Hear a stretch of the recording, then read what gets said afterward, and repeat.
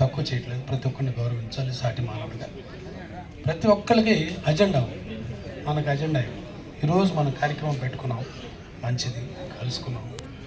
ఈరోజు పెట్టుకున్న కార్యక్రమానికి what is the agenda of this program? You have to write down the agenda. కార్యక్రమం పెట్టామంటే అజెండా ఏంటి, దాని మీద చర్చ ఏంటి, ఫైనల్గా రెజల్యూషన్ ఏంటి. This is the format of a programme.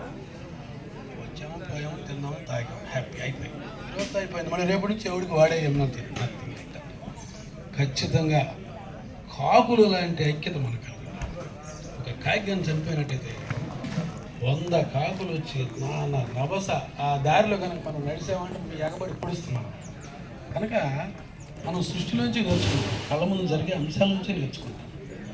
కనుక కాకులు వెళ్ళాము, కాకి చుట్టానికి అసహ్యం ఉంటుంది, నో ప్రాబ్లం. కానీ అది చుట్టూ ఉన్నటువంటి వ్యర్థాలన్నీ రిమూవ్ చేస్తారు. ఈ సమాజంలో ఉన్న వ్యర్థాలన్నింటినీ రిమూవ్ చేస్తారు. కనుక ప్రతి జీవి నుంచి మన కళ్ళ ముందున్న ప్రకృతి నుంచి మనం మెయిన్ వచ్చింది వీడియో కోసం మర్చిపోయాం. అసలు అది మర్చిపోయి కేటగరైజేషన్ జరిగితే కృష్ణకి అసలు జీవితం లేదు. చాలా మనం తెలుసుకోవాల్సిన విషయం ఏంటంటే మనం పోరాటం చేయవసరలా. కేటగరైజేషన్ జరగకూడదు. కేటగరైజేషన్ అక్కడ ఉంటేనే ఆయన పాపం జరుగుతూ ఉంటుంది. ఆయన ఇంకా 10-15